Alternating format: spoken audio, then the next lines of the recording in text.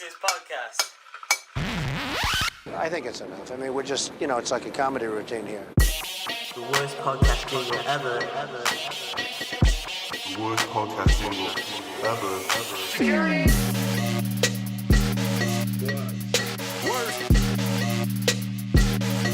With milk, bitches.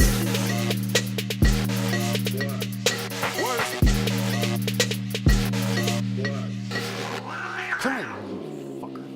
Don't you fucking bite me. Wow, that was Ryan M., the songwriter. Ryan M., the songwriter, the originator of remaking the Wax's podcast jingle, back with a new one, which I believe, if you notice who he sampled, I believe he was taking some shots. And I don't mean of vodka. I don't mean of rum. I don't mean of Tawaka. I don't mean of Gagum. I mean at Mike T. Mike T, who made that horrible Wax's podcast jingle a couple weeks back. Mike T, the former security guard who now does whatever fucking robot man job he does. That was accompanied, I just want to let you know, Mike T, that the email in which I received the attachment of what you just heard from Ryan M. came with this. Tell Michael T I took a break from giving his mum a good rogering to make this, so he'd better be grateful. See, Mike T, it doesn't take 17 paragraphs to talk shit. Ryan M. takes it the opposite way. Concise, direct. Mum, rogering, done. That was a nice version, Ryan M. I appreciate that. As always, you can send your jingles to beatsforwax@gmail.com. Seems like I'm getting so many of them nowadays, I can't go back to the original jingle. But we'll see what happens next week. We will see what happens next week. I like that we're starting some feuds and beefs. Ryan M. kind of took my side on the anti-Mike T beef. But, it's all in good fun. Love you both. I love you both. So here it is. It's Wednesday morning here in lovely Sherman Oaks, California. I'm at my house, and I just got back from the DMV. And it's interesting. What's interesting about going to the DMV is, I'm always writing right now. I'm writing both comedy and music. Haven't heard a lot of new shit from me. By the way, I got a new joint dropping tomorrow. New musical joint, video dropping tomorrow. Which, shit, probably won't be long after you hear this, or probably it already dropped because it might have dropped 6 years ago if you're hearing this in 2023. But, I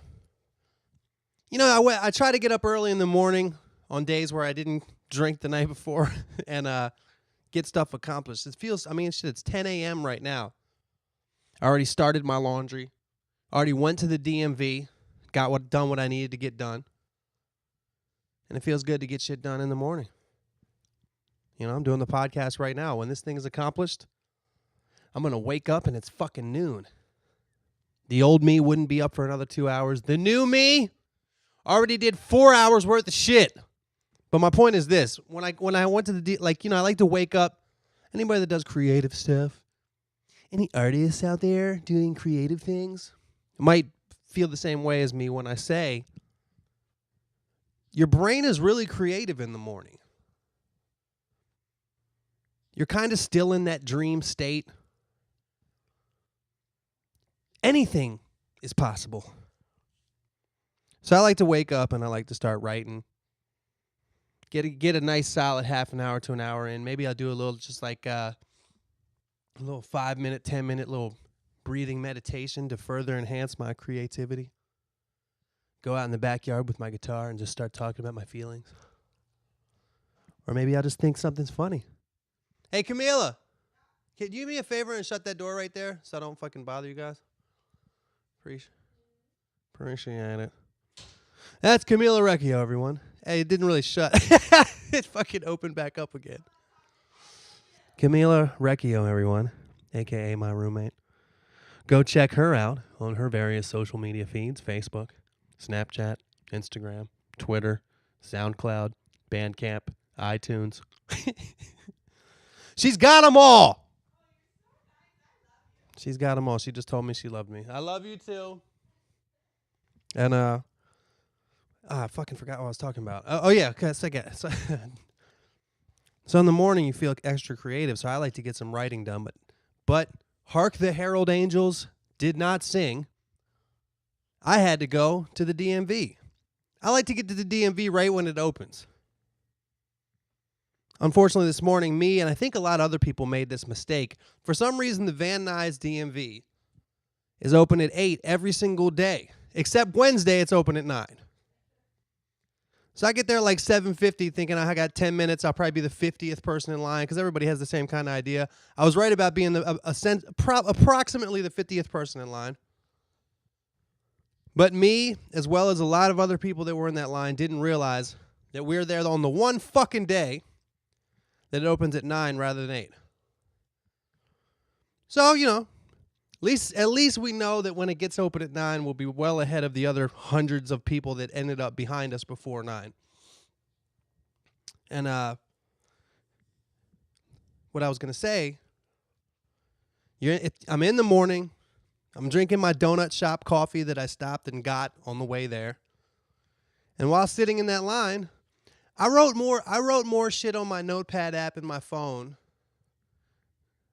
than I probably would have if I was just sitting at home in my room.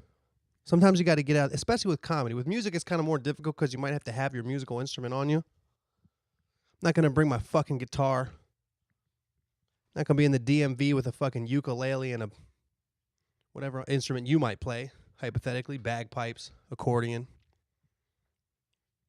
But I ended up, I'm outside in the line. The sun's starting to shine. Everything I'm saying starting to rhyme. So my mind's wide open. Everybody else is on their phone, and I'm on my phone too, but I'm just got the notepad app. Looking around, thought of all kinds of things. I thought about some things for the little comedy bit that I'm working on. Working on some bits. But then I also just thought of some random things. I'm at the Van Nuys DMV, so I'm looking around. It's very diverse. Some Russian people, Salvadorian people, Armenian people, and I'm looking around, and it's a cacophony of languages that I don't speak. And I realize it's still funny to me. It's been like this since I was a child, and it's still funny to me that, I only speak English. It doesn't really matter what language you speak. If you only speak one language, all other language just sound like fucking gibberish. I know you're saying something. Armenian family in front of me. I know you're saying words. I know you're saying things that are meaningful. Probably talking about what you're at the DMV for, maybe talking about what you're going to have for dinner that night. But to me, you might as well be a jazz singer scatting. You might as well be going, sweet ba da boo boo ski boo bow boo ba dee boo ba ba doo bing. Because I have no fucking idea. I can't understand other languages. And for some reason, that's still funny to me. That it just sounds like gibberish. Now, it could be very racist, offensive, stereotypical if you just started impersonating their language using actual gibberish. But it wouldn't be hard to do. There's another thing that I thought about while I was at DMV. Once the line started moving, there's hundreds of people in the line. Once the line started moving, and you start to get close to the front, there's people that have been waiting and waiting and waiting. And then you start to get to that, at the DMV, there's one. The first line is to get your number. It's like waiting at a deli counter, except it takes 1,000 times longer than that, depending on which deli you go to and what DMV you go to. You're just waiting to get your number at the front of the line. Some people have been waiting for a long time. But then there's always a couple people. There's always a couple different people, usually white people. They just fucking pull up, they park their car, no fucking questions asked, walk right the fuck to the front of the line. They just walk right to the front of the line with their dumbass paperwork. Hey, excuse me, I got a question. And sometimes the lady's like, nah, you got to go back to the line. You got to wait in line like everybody else. But the person is such a persistent, cocksucking cunt that they eventually get their question answered. And sometimes, like this time that I witnessed today, get their number in front of everybody that was fucking waiting there gentlemanly, ladylike. And yeah, everybody in the line groans. Everybody groans and everybody's upset and mad and slightly jealous that this person just fucking said, fuck the rules, I'm going to the front.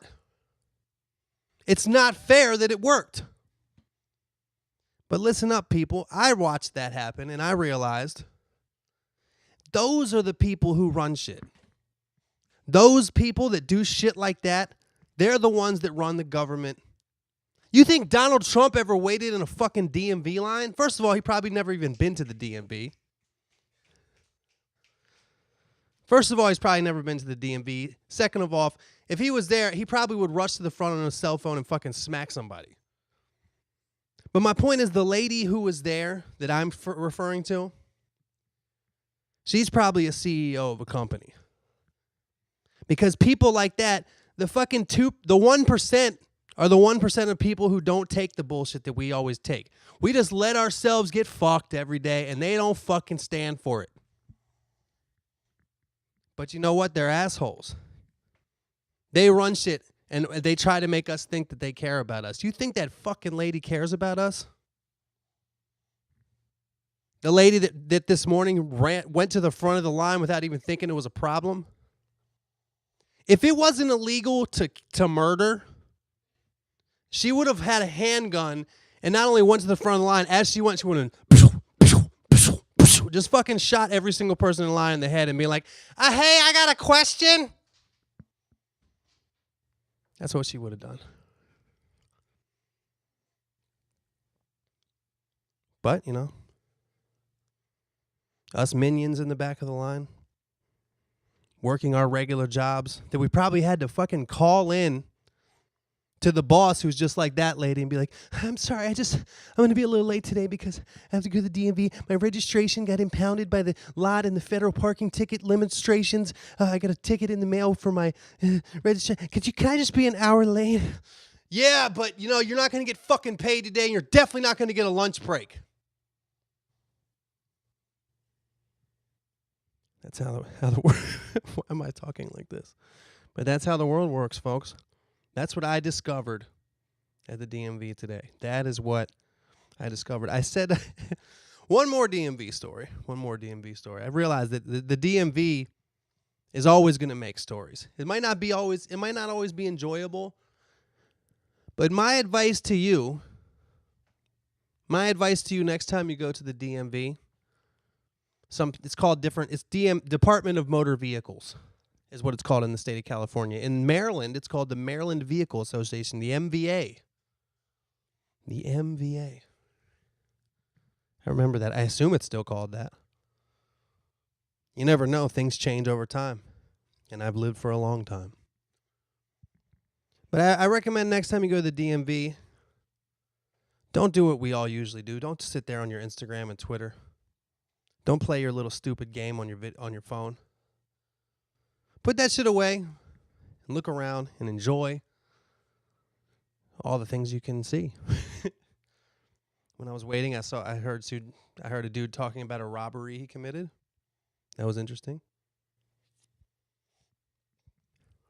And the dude he was telling, they were both random strangers who met there. The other dude was trying to tell him that he could get really nice clothes. He had a hookup to get really nice clothing for cheap. And the other guy was actually excited about it. They exchanged numbers. But my favorite thing, the best thing that happened at the DMV today, this is the best thing that happened. And it's a very much I had to be there. But like I said, you know, I got there early. I had my thing I got in the mail because my registration's been expired for like 5 months. So I got my little thing in the mail, and I finally go to the DMV, pay for my tags. I'm probably like, when this happens, I'm probably like 30th in line. There's probably 200 to 300 people in line, but the little area that's in, the line goes outdoor. And the little area inside, there's probably 50 or 60 people in the line, and I'm probably 25 to 30th. I'm right in the middle. And there's a lady in the front. There's the one lady who's sitting down in the booth being like, what are you here for? And then giving them a number. And this other lady, she walks up to the front by where that lady is and says, if you're just here to renew your registration, if that's the only thing you need to do, please raise your hand with the letter, with the letter you got. It's kind of like when you're at a bank. You ever been inside? And some of you young people probably never even set foot inside a bank these days. But if you're ever inside of a bank and there's a long line, somebody will be like, if you're just making a straight deposit, or if you're at the post office and they're like, if you're just here to pick up a package, bring your fucking notice you got to the front. Well, it was that, and it was just her asking if you were only here to renew your registration. She asked that. And then all these 50 or 60 people, I raise my hand. I got the letter in my hand that raise it up, and she says, all right, you, come on up. And I immediately, when she says that, feel like I'm a contestant on The Price is Right. So I screamed, come on down. Like I screamed that shit. Like that. I had been feeling, everybody else there is miserable because they're on their phones just thinking about how fucking they got to get to work. I'm like, little Mr. Privilege, this is the only fucking real task I got to do today. What, do I got to get home and do this podcast? And I'm looking around making observations. I'm feeling good about how much writing I'm doing while being at the DMV. So I made my little Price is Right comment. Now there's a chance, considering there's a lot of Russians, Armenians, Salvadorians, Mexicans, a lot of recent immigrants in the line. Maybe people didn't get the reference. Maybe people don't remember, I forgot the announcer's name on The Price is Right. Used to be Bob Barker was the host. Now it's Drew Carey as the host. But it's always been that announcer that says, come on down. So I fucking yell, come on down like an idiot. And I'll kind of look around afterwards, expecting at least a couple smirks. Maybe a chuckle. Maybe a slight guffaw. Expected something. And all I got was a room full of people that are like, with facial expressions either like, I don't care what you just said. Why are you talking so loud? What in the fuck are you talking about? Are you crazy? Why would you say that? Mostly just straight. This fucking face is so straight that if you put a level on these people's lips, the bubble would be right in the middle.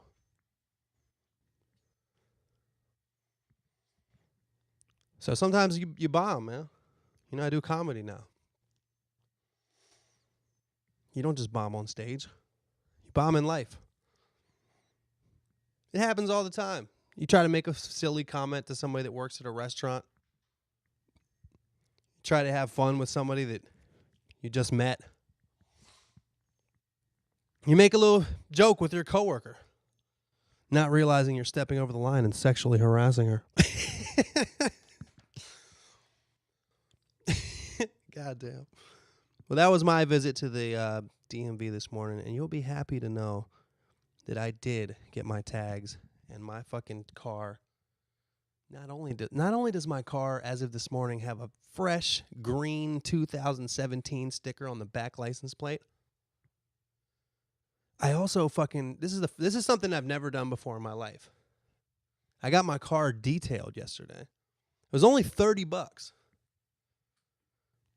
They cleaned the fuck out of the inside and outside of my car yesterday. It needed it bad. My car's like 5 years old now. And like the inside, like the fucking dashboard and the glove compartment and the cup holder and the stereo face had never really, maybe a couple times back in the day when I used to, I would always wash my car myself. I'd go to the hand wash where you fucking pay the where you put the change in the thing and then you got to race against the clock, feeling like you're a NASCAR pit crew with the fucking brush. And once that was done, every once in a while I'd head over to the vacuum station, where you could also get like an Armor All sponge that you could use on the inside of your car. And I think, years ago I did that, but it's been a very long time since the inside, like dashboard and shit of my car were wiped down.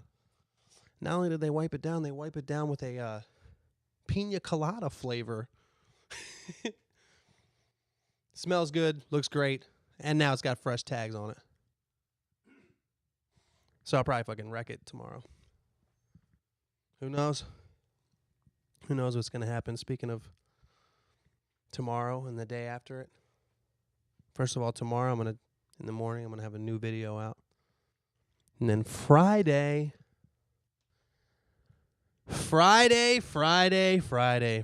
coming oh so soon. I might have talked about my boy AK on this podcast before. Shout out to him. Andrew Krasinski, director of photography extraordinaire. He's either directed or DP'd many of my music videos in the past. And he's one of my best friends.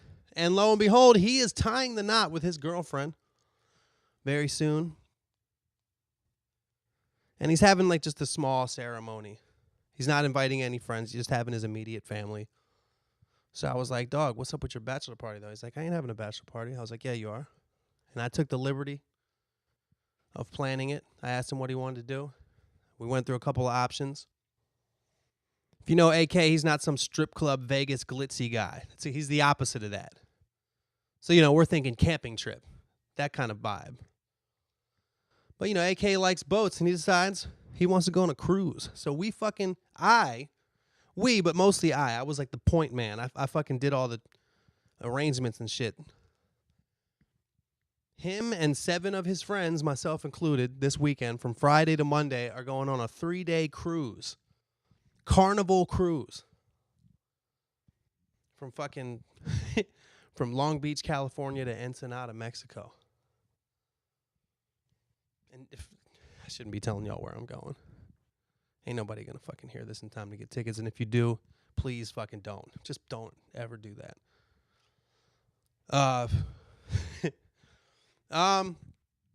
Yeah.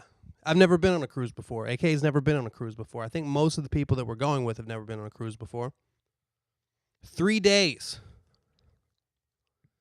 It's basically, I've done some research and I've been looking at a lot of there's a lot of people out there that'll take the same cruise, they'll take the same cruise we're about to take and they'll do like a vlog about it, then post it on YouTube. There's a million of them.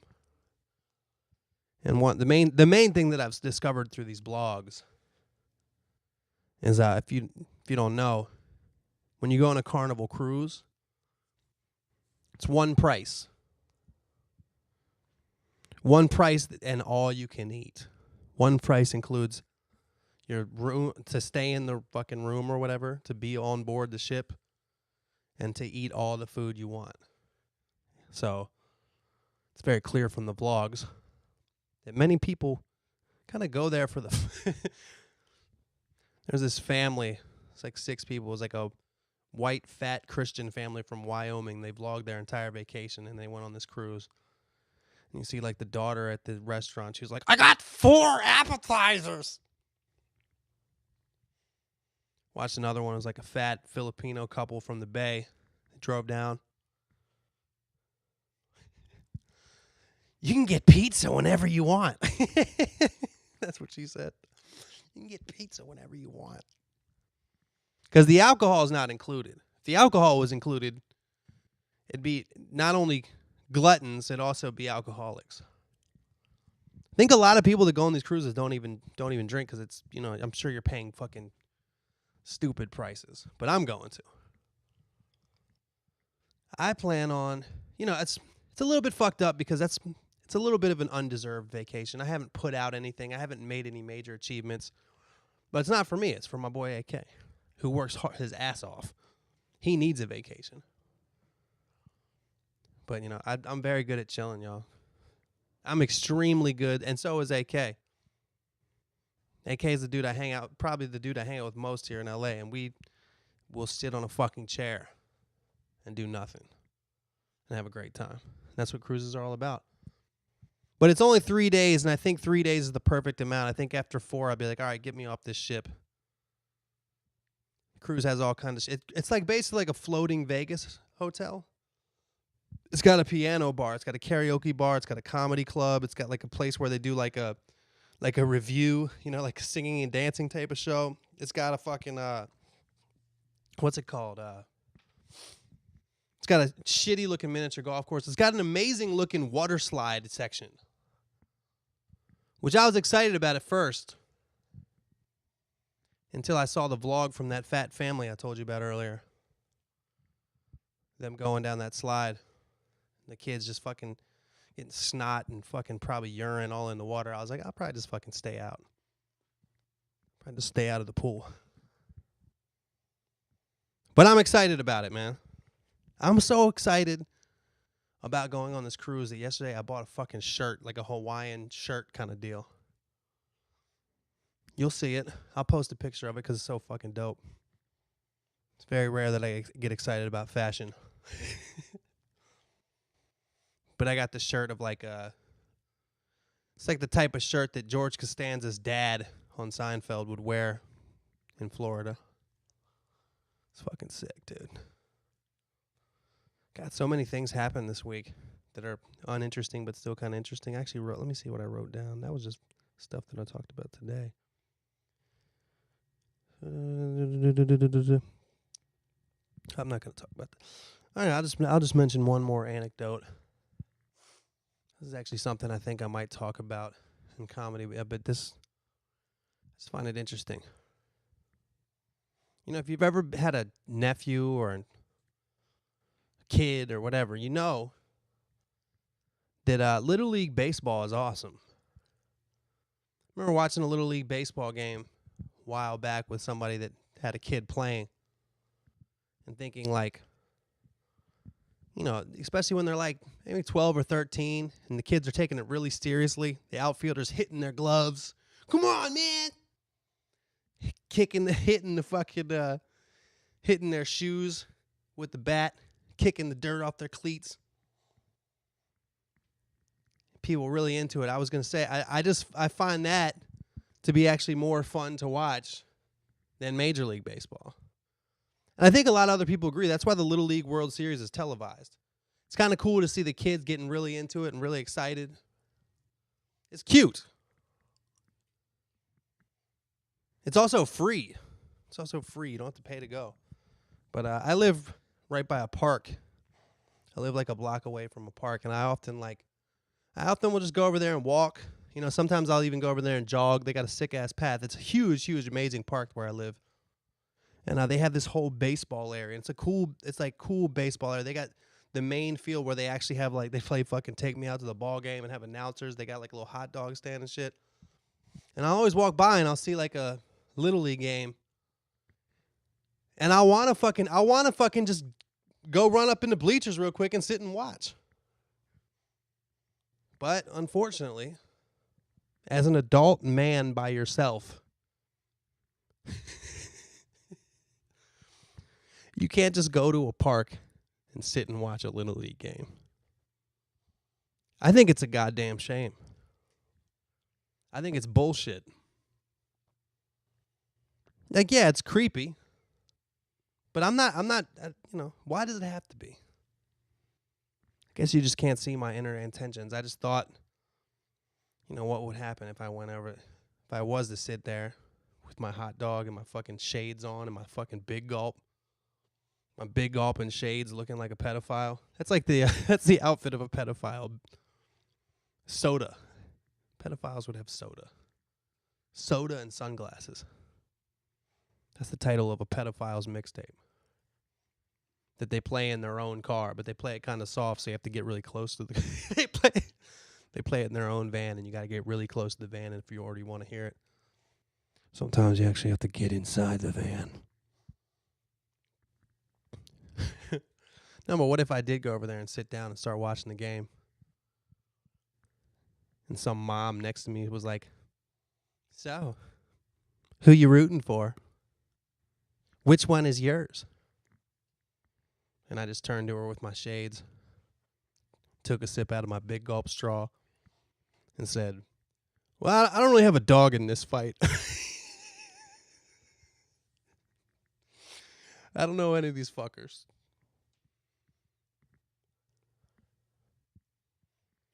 Just wouldn't work out. As soon as you said that, you'd have to fucking run. And as soon as you start running, you know, why would you be running if you weren't a pedophile? If you didn't have bad intentions when you sat down for the game.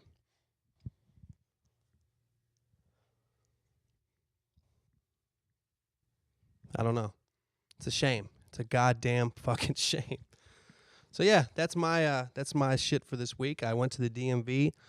I wanted to go watch a Little League game, and I'm going on a cruise this week. Let's get to questions and shout-outs. Shout-outs or shout-outs? I think they both work. I just got a text. I kind of have a little date. Today, and the date is a hiking date. I'm a little, you know, I'm randomly kind of. This chick is really like healthy. I want to be like, we're not running, right? We're not gonna jog, right? This is a walk hike, right? She's probably gonna show up in fucking jogging shoes, fucking. You know the people when you're stop at a red light and they're still jogging, while they wait for their little white walking man to appear rather than the red stopping hand. They're still jogging in place. I bet you when I pull up, she's going to be doing that. You ready? I've already been here 45 minutes. Just getting warmed up. I'm going to be like, I brought my cane. I brought my walking stick. Okay. All right, first off, I'm going to repeat it. Ryan, the songwriter, says the following. Hey, Mike T. Tell Mike T I took a break from giving his mom a good rogering to make this, so he'd better be grateful. Shots fucking fired. All right, we got Jake from Australia who wants to shout out his favorite Australian rapper, who is Seth Sentry, SETH SENTRY. Unfortunately, I've never heard of Seth Sentry. I should have looked him up, but I was kind of busy when I was doing the emails. I will check him. Seth Sentry. You know, guys, I take a real risk when I do your recommendations when I haven't heard them. For all I know, Seth Sentry's a fucking white supremacist rapper. For all I know, Seth Sentry is a fucking anti-animal rights activist rapper. For all I know, Seth Sentry is a fucking member of ISIS. And he raps about beheading people. I have no fucking idea. But Jake from Australia, if that's your real name, recommends it. We got Becca G. We got Jeff, just straight up Jeff. That sounds like the name of somebody who'd be a pedophile at the baseball field. Sounds like a fake name somebody in sunglasses would say. Who are you anyway? I'm Jeff. We got Jack Mama. Ed from Chicago. Elizabeth G. We got Evan R. And last but not least, in the shout-out department, we got William S. The S stands for who knows what. Okay. Oh, shit. Looks like we got a email from the one and only Mike T. Michael T. Now he goes by Michael T. now since he's a travel money advisor. That's what he has, like a fucking... Mike T has like one of those automatic signatures on his email because he thinks he's important. He says, looking forward to the next podcast from the realest security guard ever, but now former security guard because I'm now Michael T, the multi-currency man. He calls him, if you haven't heard the most recent podcast, Mike T calls himself the multi-currency man because he's British. He works over in the UK at one of those places at the airport where, like, when you land, you exchange dollars for pounds. And I've always been talking shit because that's something a robot could do. That's literally the next... I can't believe that there's still a human doing that. I can't fucking believe that. All the things that are automated, we need a human being to do that. And he acts like he could get... He acts like he's not going to hook me up if I go over there and he sees me. Like you have any fucking say on the rate I get. Like you can change that. Oh, I'm going to give you the different rate, different exchange rate. Fuck out of here. I could be totally fucking full of shit. Maybe there is some exchange rate. Maybe they have a fucking rewards club. I have no idea. Who knows how they do it over there? I mean, they eat baked beans for breakfast. I will say that I actually like that. I like the English breakfast, man. A lot of people talk shit about the English breakfast. I fuck with it heavy. The stewed tomato, the baked beans, and the eggs. Okay, Mike T says this. After hearing the end of your podcast in which you say I wasn't a real security guard, I felt that I had to go out and prove myself. So I went out and fought a bear, but it just wasn't enough. So I was wandering around lost, securitying everything I saw. But then, a ray of hope, I got a call over my walkie-talkie about some guy who was acting up on a plane. I ran from Egypt where I was fighting Nile crocs and boarded the plane in Chicago where the passenger was refusing to get off the plane. I was going to see if I could talk him off when I remembered your podcast. I turned to the guy and said, I'll show Wax who's the real security guard. And he was like, who's Wax? And then, blam, dragged his ass off the plane. And, well, you know the rest of the story. I hope I demonstrated on the United flight how much of a real security guard I was. Funny stuff, Mike T. Funny stuff a couple weeks ago. You know the internet moves fast.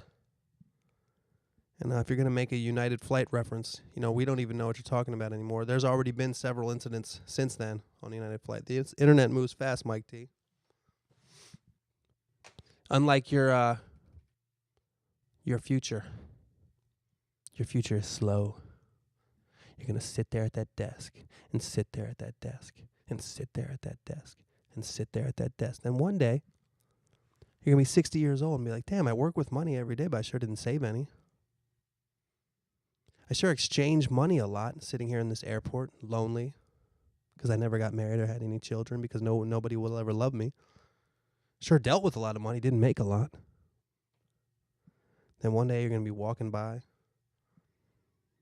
that fucking horrible diner that they have at the one you work at, where every day people like me enjoy their English breakfasts. But since you eat it every day, it just starts to taste like nothingness to you, which fits right inside your soul, which is made of nothingness. And you're just going to fucking die. And as you breathe your last breath and your heart beats its last beat, you're going to think of me predicting it. All right. We got Danny from Sheffield. Danny from Sheffield is the next letter. All right. Everybody from over there is always cunty. It's A up, Mike. What does that mean? What's up, Mike? Is that how you guys say it over there in Sheffield? I guess hold on. I'm assuming Sheffield is England, right? Sheffield, UK? And I know what you're thinking. Like, it's probably like one of the biggest cities over there, and I don't even fucking know. Sheffield is a city. Sheffield is a city and metropolitan borough in South Yorkshire, England.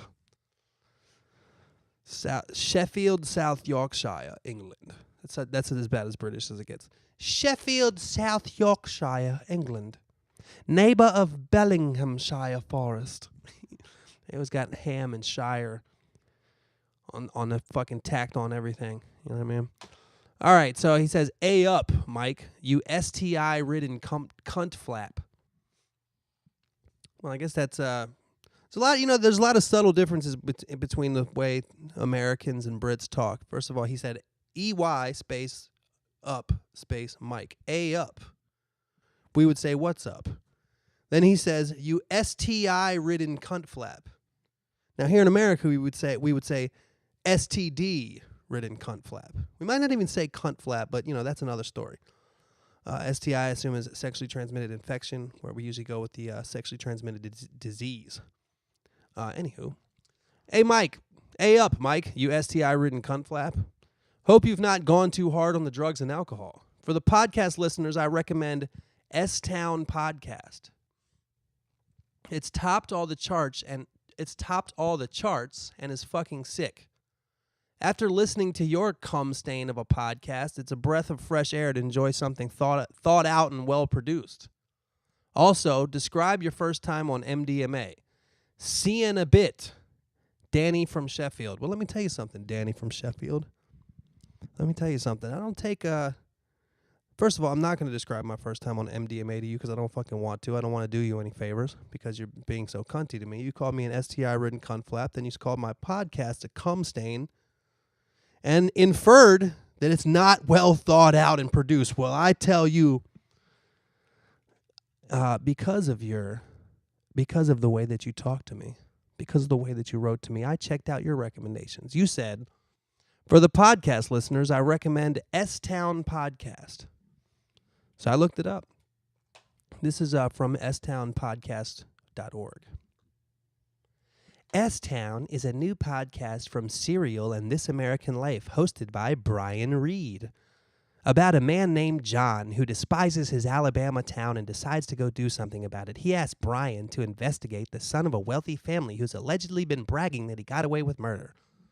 But then someone else ends up dead, and then the search for truth leads to a nasty feud, a hunt for hidden treasure, and an unearthing of the mystery of one man's life. It's a fucking fiction book podcast? Get the fuck out of here. First of all, if I wasn't so dedicated to pissing you off, I would have fallen asleep before even finishing that. S-Town is a new podcast from Serial, hosted by Brian Reed. Fuck out of here, Brian Reed. See, this is the problem with you, Danny. This is the problem with you, Danny from Sheffield. First of all, you listen to a podcast that only fucking lames would listen to. S-Town.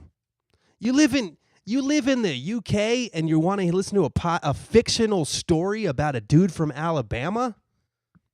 You can't handle Wax's podcast because we deal with raw reality on this motherfucker. I'm talking about the DMV. I'm talking about Mike T. I'm talking about his security guard life. I'm talking about shit that really happened. I'm talking about pedophiles at Little League games. I'm not making up shit. This is real life, son. Wax's podcast is like the NWA of podcasts. We report what happens in the streets. This is the CNN of the motherfucking streets of Sherman Oaks, California. And if you can't handle it, listen to fucking Danny's recommendation. S-Town, a new podcast from This American Life, hosted by Brian Reed. I swear to God, it says it's about a man named John who despises his Alabama town and decides to do something about it. At the end, it goes, the search for truth leads to a nasty feud, a hunt for hidden treasure, and an unearthing of the mysteries of one man's life. Get the fuck out of here, Daniel. Your name's not Danny from Sheffield. It's Daniel from Sheffield. And if it was up to you, it'd be John from Alabama, and you'd be hunting for hidden treasure during a nasty feud while you unearth the mystery of one man's life. Wax's podcast doesn't deal with fiction. Wax's podcast is not a fantasy podcast. Wax's podcast is a factual podcast. It says they're right in the theme. Talking mad shit about uninteresting facts. But you know what? An uninteresting fact is more interesting than an uninteresting fiction. And that's my thoughts on your that's my thoughts on your cunty email, Daniel. All right. I like the venom and vitriol that Wax's podcast has been producing recently. All right. This one is from one of my favorite listeners, Ghost in the Pines. Hey, Wax. I've known dogs on Prozac as I was a private certified dog trainer for many years. I've known many dogs on Prozac. In every case, the owners were the problem and should have used the Prozac and a couple of bars of Xanax themselves. The dogs weren't bad. They were just being dogs. Some were very active breeds and the owners couldn't handle them, so their solution was to medicate the shit out of the dog sometimes to the point the dog slept through class. I can honestly say I didn't like these people. They were difficult to deal with, rude, and wouldn't follow my instructions. People like this should not have the dog breed they chose, or any dog for that matter. Just thought I'd chime in because it's ultimately why I no longer train dogs and decided to go back into the culinary field. I hope you're well. Take care of yourself. Marion. First of all, side note, you know what's interesting is it was either last week or 2 weeks ago. I started talking about the dog that my roommate was dog sitting for. Who's an awesome dog, by the way. It's a great dog. But the dog was on Prozac, and I just mentioned that was the most LA shit I'd ever heard. Because even though I do a lot of quote-unquote LA shit, most notably doing yoga, do yoga all the time. But even compared to me, as a man from a small town in southern Maryland, getting on that yoga mat and then having a nice sushi dinner. A dog on Prozac, come on, man. But it was funny, after I talked about that a week ago or 2 weeks ago, I fucking watched the new Louis C.K. special, and he was talking about dogs on Prozac. So as soon as I was like, damn, people are going to think I fucking just ripped off Louis C.K. But, you know, sometimes, man, when you're the true comic wizard. No, I'm just kidding. Besides, I agree with what you're saying, Marion. There probably are some dogs out there that are better off on Prozac. I mean, it's definitely, you make an interesting point because it really is for the owners. The Prozac's not for the sake of the dog. The Prozac's so the owners have an easier life. But yeah, if you're going to get a dog, man, you got to deal with a dog being a dog. If you live in a one-bedroom apartment, you got a greyhound, and he wants to run around and be fucking hyper all the time, the problem is not him. He's just being a greyhound. He doesn't need Prozac. He needs a fucking backyard. So I agree with you, Marion, but the main reason I wanted to read your letter is to promote your business. I know it's not going to be super effective for me to promote it because your business is in Cedar Creek, Texas, which is a place that not a lot of people live at. You know, like I said, the last 2 letters are from the UK. The odds that they're going to eat here are not great. But, I'm proud of Marion. She's, as she said in the letter, she used to be a dog trainer, and she recently opened up her own restaurant. And I've looked at pictures of it online. It looks fucking awesome. It's kind of like in the middle of the country in Texas. Make kind of like down-home stuff. I think they specialize in burgers. But they got nasty looking, not nasty in a good way. They got a fucking mean-looking meatball sandwich, burger, cheeseburger, bacon cheeseburger, chicken sandwich. Looks fantastic. It's called the Texas Road Stand. If you're ever in the Cedar Creek, Texas area, go check it out. It is at 962 State Highway 21 West, Cedar Creek, Texas, 78612. So please go check that out. Give Marion some business. If you know somebody in the area, tell them.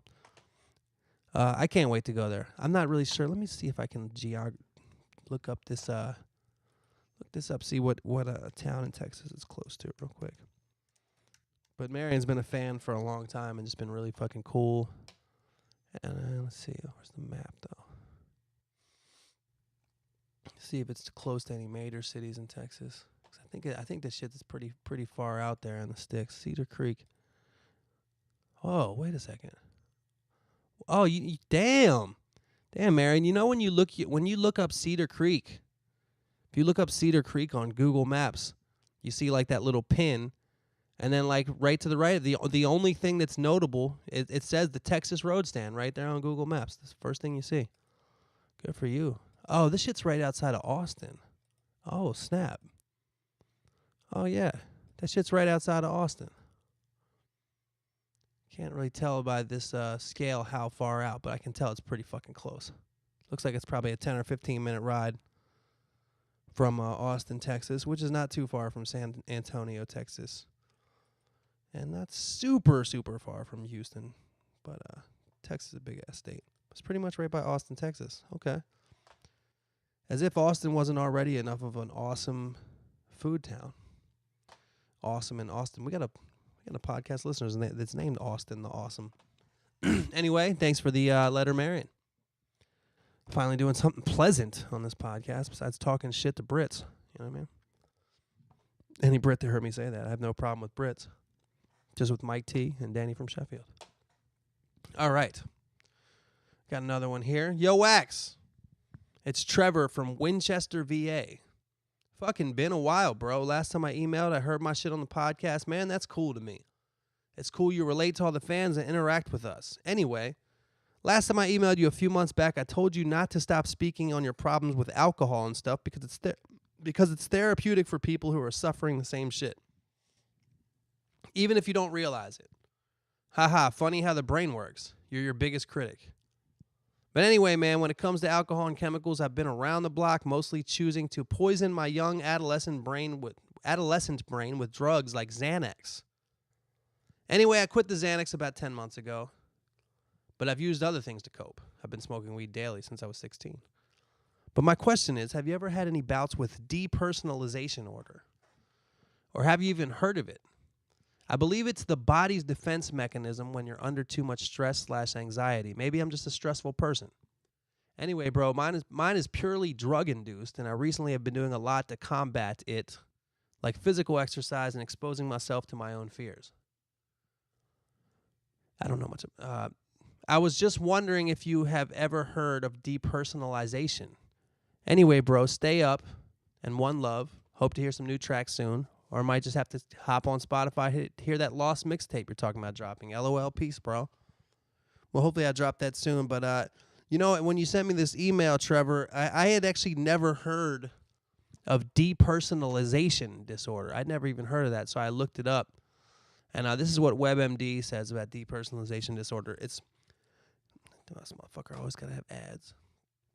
Depersonalization disorder is marked by periods of feeling disconnected or detached from one's body and thoughts. The disorder is sometimes described as feeling like you are observing yourself from outside your body, or like being in a dream. However, people with disorder do not lose contact with reality. They realize that things are not as they appear. An episode of depersonalization can last anywhere from a few minutes to many years. Depersonalization also might be a symptom of other disorders, including some forms of substance abuse, certain personality disorders, seizure disorders, and certain other brain diseases. That's interesting, man. I wonder, it says right there the first thing it listed was substance abuse, and it immediately made me think of, you know, a lot of homeless people that you see that may have a combination of PTSD and maybe alcoholism, fucking meth addiction, crack use, that are talking to trees and walls and shit, might have a certain level of this too. People might know that people might feel like they're in a dream. They know they know that shit ain't real, but they're still living like it is like that. And you get to a certain point where you just kind of lose it. I don't know. But to answer your question, no, I hadn't heard of that. I'm guessing Xanax doesn't. People. The reason people say Xannies and Xans is because Xanax. Nobody really knows how to pronounce that. It's such a cool looking word, Xanax. But people say Xannies and Xans because they're just easier to pronounce. But I would say good, stop and nose. I feel like that would be something that could possibly give you this depersonalization disorder.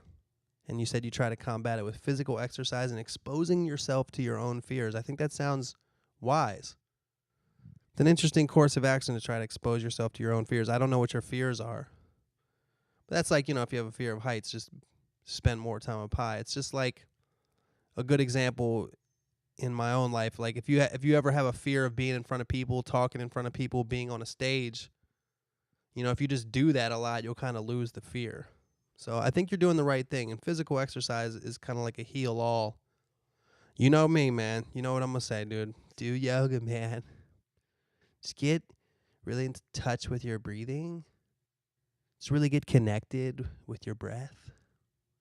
Connect your movements to your breath. Think about your breath. It's weird, man. Thinking about your breath. It's weird that yoga makes me happy. I tried a lot of different things, man. You never know what's going to make you happy. It's hard to discover what's going to make you happy. I tried drugs. I tried falling in love. I tried following my dreams. But lo and behold, all the time it was actually just doing goofy cheerleader poses, synchronized in a room full of middle-aged ladies. But no, it's not the poses, man. It's thinking, for some reason, it's thinking about your breath. I don't really know why it's like this, but like with yoga or meditation or whatever, when you just link up with your breath, I think there's like something inherent that when you're just focused on nothing else but breathing in and out, it's kind of like, because that's the most basic thing a human being can do. It's the lowest thing you can be grateful for. If you're not fucking breathing, you're dead. So kind of like the lowest thing you can be grateful for is your own breath. And I think when you just concentrate on that, all the other shit goes away, and it has this natural thing of being like, well, at least I can do this. At least I got this. You get stressed out, at least I can still do this. It's like, I think that's why Donald Trump plays golf so much at Mar-a-Lago. When he gets stressed out, he just has to, that's his breathing in and out. Playing golf, it is Donald Trump's version of still breathing is still can play golf at my own fucking resort. I think that's how that works. Depersonalization. Well, I'm sorry to hear that, Trevor. I think definitely the way to get over that, especially since you're probably pretty young. I mean, you said, well, I don't know. It doesn't say how old you are. It just says you've been smoking weed since you're 16. For all I know, you're 56 and have been smoking weed for 30 or 40 years. You know, I have no fucking idea. But yeah, try just laying off everything. Just try being sober for a while. I mean, you know, in life, whether it's giving up drugs, whether it's trying new drugs, whether it's doing yoga, doing therapy, doing physical exercise, not eating meat, eating more meat, giving up gluten, I don't know, whatever it is. Whatever it may be, it's valuable in life to just try something different. I used to really admire EOM. Speaking of EOM, happy birthday to him. His birthday was yesterday. So if you're listening to this, go wish EOM_ on Twitter. Go wish him a belated happy birthday, man. Go wish him a belated happy birthday. And you know, I used to really admire him because he would always be doing shit like that. You know, he went for a year one time just eating fruit. That's all he ate. Like for breakfast, he'd have like 6 bananas. For lunch, he'd have like a kiwi, a pear, and a fucking pomegranate. And then for dinner, he'd have like an orange, apple, and like he ate just fruit. I mean, I don't see how that could be healthy, but he did it, you know. And if you asked him why he did it, he'd be like, I just want to see what would happen. You know, he's got a real strong willpower about that kind of shit.